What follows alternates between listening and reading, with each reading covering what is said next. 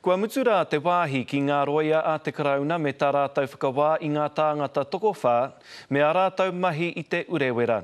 Hei āpōpō tīmata e ngā roia whakangungu ki te whakautu i ngā whakapai, ko te pūrahorua, te kaitūtei rānei a ngā pirihimana, te take nui i kōrerotia i te ata nei ki te kōti teitei o Tāmaki Makaurau.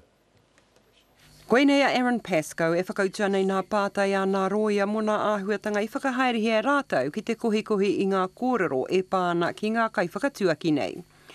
Ko te whakapai a tēnei roia, nā te noho ā mai a te ture mo te parekura o 9/11, i tino kaha i rātau ki te ārai i te hunga porotēhi.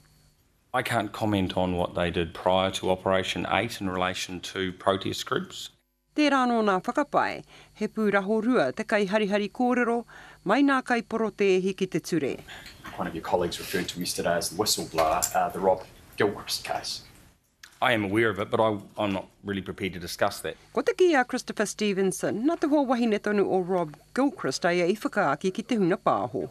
She'd found emails on his computer about him having infiltrated the activist scene and trading information with SIG. I accept that there was a media story and it was along those lines.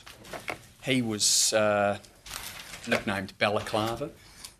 Not that I'm aware of. Embedded in the activist scene on the payroll of police for about 10 years. As I say, I'm not prepared to go into confirming or denying anything to do with an informant.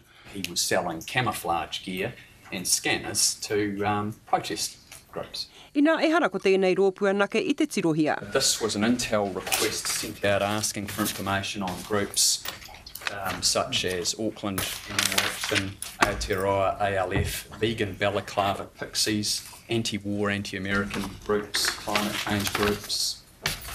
Goes on. Whilst he was on the police payroll, he was running camps, wasn't he, for other protesters? Got no idea. Ko te tikanga apōpō ka tū ko Tamiti, hei tuatahi ki te ārai atu i ngā whakapai. Tini Molyneux, Te Karere.